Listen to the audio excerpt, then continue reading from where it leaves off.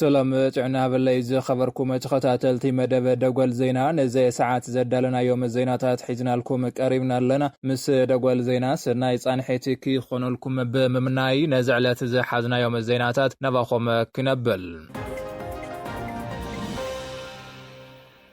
أب حساسن كالوت معقبة تمزابلتن زقات مساقم مس زي أخلنت متن رديتن زي مملا مسرطاو دليتاتن تمزابلتي زي تأساسر مخانو تقليتو كوميشن مرارح حدقا سيقات تقراي تمزابلتي زوات حمزل سواو وطع ملكيتو ني كوميشن مرارح سيقات حدقا فيدرال قبرا ملسيبو كوميشن مرارح سيقات حدقا تقراي ني كوميشن مرارح سيقات حدقا فيدرال أب زلاخو علاو دبدابي أب حساسن كالوت حدا ميشن 46 معقبة تمزابلتن تقراي زقات صقم مس زي أخلنت متن راديتن زي مملا مسرتاو دليتاتن زتا أساسر مخانو نصيرو حقستا أكلات ببورحو زغربو 15 كيلوغرام أخلي 1.5 كيلوغرام ترامرن 0.45 لتر زيت مقبن أخل زي مخانون أتوم تمزابلتي كاب مقب وصاي زلو مسرتاو دليتات كابتو زتقلت متن دقف وشتي زمالو مخانو من تي دبداب برديوم تي زتفتر صقم كم جي او بي سي ار سين زيفولو مشارختات العليلو زتقلت متن دقف بزي مقرابهم زتفتر يكونن زبلتي دبداب تمزابلتي كاب مقب وصاي زلو وموصاتات كشفنو زخلت وسخي دقف بزي مركابهم زتفتر مخانو برهو هيوت تمزابلت تግራይ ንምድሓን ዝተፈላልዩ ሓገዛት ክገብሩ ንዘጸኑ ሓካላት ዘመስገነ ኮሚሽን ኣመራር ሓስጋት ሓደጋ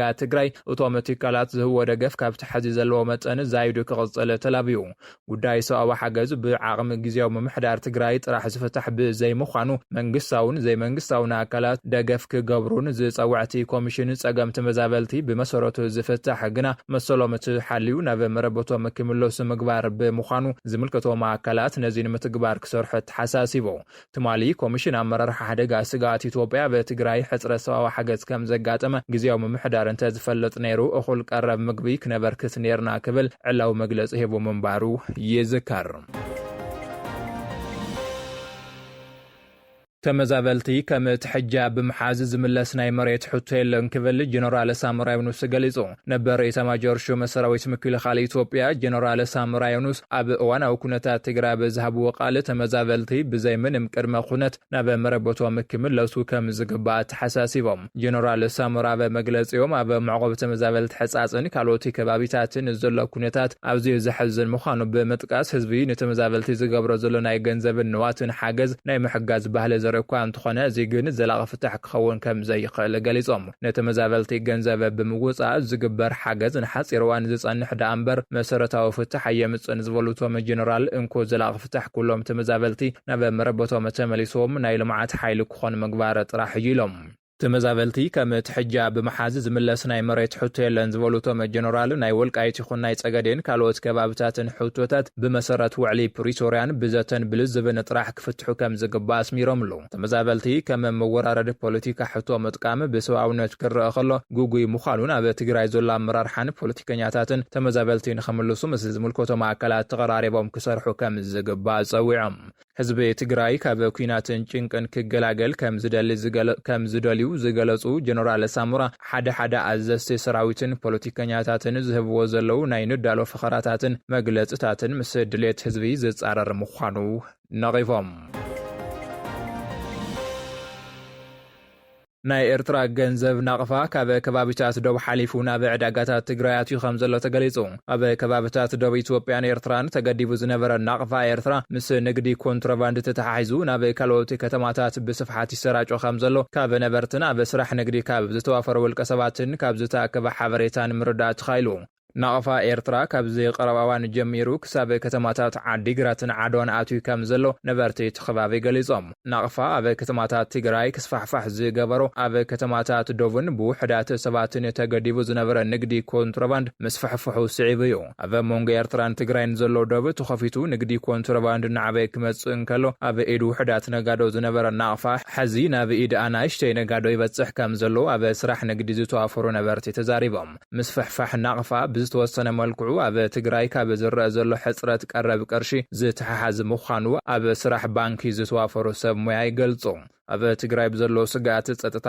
ምኽንያት ብዙሓት ሰባት ጥረ ገንዘብ ካብ ባንክ ኣውፅኦም ኣብ ቤቶም ክሕዙ ብምጅማሮም ሕጽረት ቀረብ ገንዘብ ከም ዘስዓበ ሰብ ሞያ ባንክ የረዱ። ኣብ ከባቢ ዶብ ዘሎ ንግዲ ካብ ግዜ ናብ ግዜ ንዓበይ ምምጹን ኣብ ክልተ ወገን ሓደሽቲ ነጋዶ ደላሎን ዘወርቲ ኮንትሮባንድን ብስፍሓት ይሳተፍሉ ከም ዘለው ካብ ነበርቲ ሰሚዕና ኣለና። ኣብዚ ናይ ዶብ ንግዲ ዝተዋፈሩ ሓደ ትግራዋይ በዓል ሃፍቲ ከም ዝሕብሮ ከም ሳሙና፣ ዘይትን ኤሌክትሮኒክስን ዝኣመሰሉ ሃለኽቲ ነገራት ካብ ኣዲስ ኣበባ ካብ ዝዕድግሉ ዋጋ ብዝሓሰረ ብመንገዲ ዶብ ስለ ዘምጽእ ነቲ ፍርያት ናብ ጥቕኡ ዝርከባ ከተማታት ወሲዱ ብዝሓሸ መኽሰብ ክሸጦ ከም ዝኸኣለ የብርህ። ካብ ትግራይ ናብ ዶብ ኤርትራ ዝሰግሩ ብዝበዝሐ ከም ነዳዲ፣ ፍርያት እኽሊ፣ ጥሪትን ሃለኽቲ ነገራትን እዮም። እዞም ፍርያት እዚኦም ኣብ ከባብታት ዶብ ብልዑል ዋጋ ስለ ዝሽየጡ መናእሰያት ብንሽቶ መጠን እውን ከይተረፈ ኣብ ከተማታት ዶብ ንዕዳጋ ኤርትራ ይቕርቡ ኣለዉ።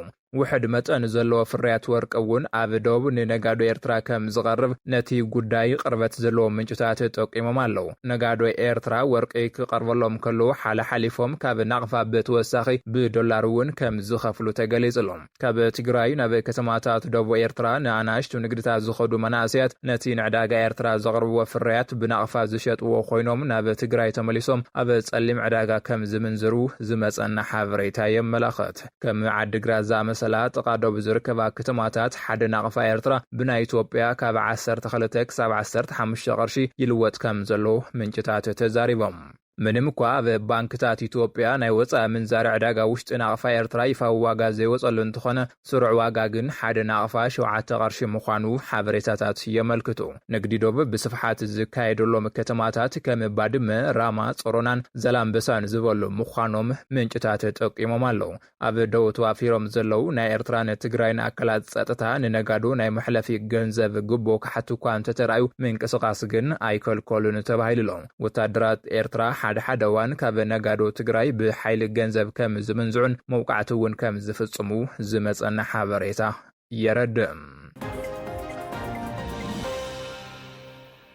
ኣባላት ፍሉይ ሓይሊ ዓፋር ናብ ኤርትራ ብምእታው ምስ ተቃወምቲ ተጸንቢሮም ኣብ ክልል ዓፋር ዞን 2 ከባቢ ብራሕለ ክሰርሑ ዝጸንሑ 9 ኣባላት ፖሊስ ፍሉይ ሓይሊ ክልል ዓፋር ሙሉዕ ዕጥቆም ብምሓዝ ዶብ ሰጊሮም ናብ ኤርትራ ከም ዝኣተው ተገሊጹ። እዞም ኣባላት ጸጥታ ናብቲ ብሓጂ ኢብራሂም ዑስማን ዝምራሕ ምንቅስቓስ ተቃውሞ ከም ዝተጸንበሩ ተፈሊጡሎ። እዚ ስጉምቲ እዚ ብድንገት ዝመጸ ዘይኮነስ ውጽኢት ናይቲ ንነዊሕ እዋን ክጋደድ ዝጸንሐ ፖለቲካዊ ቅልውላው እዩ። መምሕዳረት ክልል ዝኾኑ ኣይተ ኣወል ኣርባ ብወገን ተቃወምቲ ተለኣኺ ስርዓት ብልጽግና ብዝብል ይንቀፉ። ህዝቢ ዓፋር ረብሓታት ኣይተሓለወን መሬቱ ድማ ንዝተፈላለዩ ፖለቲካዊ ረብሓታት ይውዕል ኣሎ ዝብል ቅሬታ ኣለዎም። እቲ ካብ ወርሒ ሮማዳን ጀሚሩ ዝተጓሃረ ናይ እምቢታ ምንቅስቓስ ሕጂ ናብ ኣባላት ዕጡቕ ሓይሊ ይሰጋገር ምህላው ዘርኢ ምልክት እዩ። ውድበ ዲሞክራሲያዊ ቀይሕ ባሕሪ ዓፋር ብወገኑ መንግስቲ ኤርትራ ብልዕሊ ህዝብታት ቀይሕ ባሕሪ ዓፋር ዓሌት ምጥፋእ ይፍጽም ኣሎ ክብል እናኸሰሰ ይዝርከብ። መንግስቲ ኤርትራ ብልዕሊ ህዝብታት ቀይሕ ባሕሪ ዓፋር ዓሌት ምጥፋእን ጥሕሰት ሰብኣዊ መሰልን ይፍጽም ኣሎ። ብተወሳኺ እውን ብዘይ ሕጊ ፍርዲ መቕተልቲ፣ ምጥፋእ ዓሌት፣ ምእሳርን ምስቓይን፣ ኣገዳዲ ወታደራዊ ምልመላን ኣገዳዲ ምምዝባልን ፈጺሙ ክብል እቲ ውድብ ከሲሱ እዩ። መንግስቲ ኤርትራ ብልዕሊ ህዝብታት ቀይሕ ባሕሪ ዓፋር ናብ ጽሖ ዝርከብ ግፍዒ ሰብኣዊ መሰል ብዝምልከት ናብ ኮሚሽን ሰብኣዊ መሰላት ኣፍሪካ ክሲ ከም ዘቕረበ እውን እቲ ውድብ ሓቢሩ። እቲ ሕቶ ድማ በቲ ኮሚሽን ተቐባልነት ረኺቡ መንግስቲ ኤርትራ ኣብ ውሽጢ 60 መዓልትታት ምላሽ ንክህብ ከም ዝተሓተተ ተገሊጹሎም። ሰራዊት ኤርትራ ናብ ግንባር ቡሬ ተጸጊዑ ከም ዘሎ ተገሊጹ። ካብቲ ቦታ ዝመጽ ሓበሬታ ከም ዝሕብሩ ሰራዊት ኤርትራ ዶብ ብምጥሓስ ኣብ ከባቢ ቡሬ ትንኮሳ ይፍጽም ከም ዘሎ ነቲ ሰራዊት ናብ ክልል ዓፋር ብምእታው ንዓብይ ፈጠር ምህላውን ተገሊጹ። ወሃብ ቃል ኣይቶ የማነ ገብረ መስቀል ንሕና ሰላም ኢና እንደሊ እንተበለኳ ብተግባር ግን ጻሕታሪ ተግባራት ይቕጽል ኣለዉ ክብል እዮም ፖለቲከኛታት ብልጽግና ዝገልጽ ዘለዉ። ሓዚ ዝወፁ ዘለዋ ሓበሬታታት ከም ዘመላኽትዎ ሰራዊት ሻዕብያ ናብ ግዛት ዓፋር ተሳጊሩ ትንኮሳ ይፍጽም ከም ዘሎ ኣረጋጊጾም። ድሕረ ገጽ ኣዲስ ሪፖርተር ከም ዝጸብጸቦ ሰራዊት ኤርትራ ናብ ከባብታት ደቡብ ዓፋር ብምእታው ወታደራዊ ትንኮሳ ይፍጽም ኣሎ ክብል ጸብጺቦም። ወሲኹ ድማ እቲ ማዕኸን ሓበሬታ ሕወሓት ትዕግስተይ ተጸንቂቑ ክብል ኣብዚ ቀረባ እዋን ምስ ዘውፀ መግለፂ ተኣሳሲርዎ ይርከብ። ሰራዊት ኤርትራ ናብ ውሽጢ ኢትዮጵያ ኣትዩ ትንኮሳ ይፍጽመሎም ካብ ዘሎ ከባቢታት ቡሬ፣ ደንከል፣ ጋርቦን፣ ኣዋላን ይጥቀሱ። ብፍላይ ኣብ ኣንፈት ዶብ ቡሬ ዓፋር ሰራዊት ኤርትራ ልዑል ወታደራዊ ምንቅስቓስ ይገብር ከም ዘሎ እቲ ጸብጻብ ይሕብር። ወታደራት ኤርትራ ኣብቲ ከባቢ ንሰላማውያን ነበርቲ ዓፋር ብምርባሽን ደቡብ እቲ ክልል ንምጥሓስ ብምፍታኖምን እቲ ክልል እዚ ተግባር እዚ ብቕልጡፍ ደው እንተዘይሉ ዓርሱን ምክልኻል ዘድሊ ስጉምቲ ከም ዝወስድ ኣፍሊጡሎ። ከምኡውን መንግስቲ ፌደራል ነቲ ጉዳይ በቀረባ ክከታተሎ ጻውዒት ኣቕሪብሎ። ከባቢ ቡሬን ወደብ ዓሰብ ዝቐርብ ስትራቴጂካዊ ቦታ ብምዃኑ ኣብቲ ከባቢ ዝግበር ዝኾነ ምንቅስቓስ ንኽልቲአን ሃገራት ዓብዪ ትርጉም ኣሎ። እዚ ትንኮሳ ተባሂሉ ዘሎ ሕወሓት ሓዱሽ መግለፂ ኣብ ዘውፀሉ እዋን ኢሉ እውን ጀነራል ጆን መዲድ እቲ ፆታ ኣብቂዐ እዩ ኩናት ኣብ ቀረባ ክጅመር ክብል ድሕሪ ምግላጹ ምዃኑን እቲ ዞባ ዳግማይ ናብ ግጭት ከኣቱ ከም ዝኽእል ዘመልክት ስጋት ፈጢሩ ይርከብ። ድሕሪ ስምምዕ ፕሪቶርያ ብመንጎ መንግስቲ ኢትዮጵያን ኤርትራን ዝነበረ ዝምድና እናዝሓለ ብምምጽኡ ከምዚ ዝበለ ናይ ዶብ ግጭታት ንኽልቲአን ሃገራት ናብ ዝኸፍአ ዘይምርዳእ ክወስደን ይኽእል እዩ። ኢትዮጵያ ናይ ኣፍ ደገ ባሕሪ ሕቶ ብተሪር ኣብ ተልዕለሉ ዘለዋን ኣብ ከባቢ ዶብ ዝግበር ምንቅስቓሳት ከም ሓደ ክፋል ናይቲ ዓብዪ ጂኦፖለቲካዊ ውጥረት ክረአ ከም ዝኽእል እውን ተንተንቲ ይገልጸለው። ኣሜሪካ ኣብ ልዕሊ ናይጀርያ ደብዳበ ነፈርቲ ካይዳ። ፕሬዚዳንት ትራምፕ ኣብ ናይጀርያ ኣብ ልዕሊ ዝርከቡ ጉጅለታት ICC ሓያልን ቀታልን ንኣየር መጥቃዕቲ ከም ዝፈጸመ ኣፍሊጦም። ጠቕላላ ኣዛዚ ሰራዊት ኣሜሪካ ፕሬዚዳንት ዶናልድ ትራምፕ ናብ ሎሚ ኣብ ዘወግሕ ለይቲ ኣብ ሰሜን ምዕራብ ናይጀርያ ኣብ ዝንቀሳቐሱ ኣሸበርቲ ጉጅለታት ICC ሓያልን ቀታልን ንኣየር መጥቃዕቲ ከም ዝተፈጸመ ገሊጾም። ፕሬዚዳንት ትራምፕ ትሩዝ ሶሻል ብዝተባሃለ ናይ ማሕበራዊ ሚድያ ገጾም ኣብ ዘመሓላልፍዎ መልእኽቲ እቲ መጥቃዕቲ ንክርስትያናት ዕላማ ገይሮም ኣብ ዝቐትሉ ኣሸበርቲ ዝዓለመ ምዃኑ ገሊጾም። እዞም ኣሸበርቲ ኣብ ልዕሊ ክርስትያናት ዝገብርዎ ቅትለት እንተዘይቋሪጾም ዋጋ ከም ዝኸፍሉ ኣቐዲመ ኣጠንቂቐ ነይረ እየ ሎሚ እቲ መጥቃዕቲ ተፈጺሞለ ኢሎም። ፕሬዚዳንት ትራምፕ ብዛዕባ በዝሒ ናይቶም ኣብቲ መጥቃዕቲ ዝተቐተሉ ሰባትን ዝቆሰሉን ዝርዝር ቦታታትን መብርህ እኳ እንተዘይሃቡ ነቲ ስጉምቲ ግን ብዙሕን ፍጹም ውፅኢታውን ክብሉ ገሊጾም ኣለዉ። ሚኒስተር ምክልኻል ኣሜሪካ ፔንታጎን እቲ መጥቃዕቲ ኣብ ዝፍጸመሉ እዋን ሚሳኤል ክትኮስ ዘርኢ ናይ 9 ሰከንድ ቪድዮ ኣብ ማሕበራዊ ሚድያ ኣካፊሉሎ። መንግስቲ ናይጀርያ ንክርስትያናት ንምክልኻል እኹል ጻዕሪ ኣይገበረን ብምባል ካብ ፕሬዚዳንት ትራምፕ ዝቐረበሉ ነቐፌታ ቀዲሙ ውድቂ ገይርዎ እዩ። ፕሬዚዳንት ናይጀርያ ቦላ ኣሕመድ ቲኒቡ ሃገሮም ቀዋሚ ናይ ሃይማኖት ናጽነት ውሕስነት ከም ዘለዋን ሃይማኖታዊ ስደት ከም ዘይተተባብዕን ገሊጾም ኣለዉ። ተንተንቲ ፖለቲካ ከም ዝብልዎ ክርስትያናት መጥቃዕቲ ይፍጸመሎም እኳ እንተኾነ ኣብ ሰሜናዊ ክፋል ናይጀርያ ብዕጡቓት ጉጅለታት ዝቕተሉ ዘለዉ ግን መብዛሕትኦም ዜጋታት ተኸተልቲ ሙስሊም እዮም። ፕሬዚዳንት ትራምፕ ንናይጀርያ ፍሉይ ስጋት ዘለዋ ሃገር ኣብ ዝብል ዝርዝር ንምእታዊ መደብ ከም ዘለዎም ገሊጾም ኣለዉ። እዚ ምደባ እዚ ኣብቲ ሃገር ዝተፈላለዩ ማዕቐባት ንምትላም መንገዲ ክኸፍት ይኽእል እዩ። ናይጀርያ ብ2020 ኣቆጻጽራ ኣውሮፓውያን ኣብዚ ዝርዝር ኣትያ ዝነበረት እኳ እንትኾነት ኣብ 2023 ግን ርክባታ ንምምሕያሽ ተባሂሉ ካብቲ ዝርዝር ወፅያ ነይራ። እዚ ኣብ ናይጀርያ ዝተፈጸመ መጥቃዕቲ ኣሜሪካ ኣብ ሶርያ ብዝርከብ ዕላማታት ICC መጥቃዕቲ ካብ እትፈጽም ድሕሪ ሓደ ሰሙን ዝሰዓበ ምዃኑ ተፈሊጡሎም።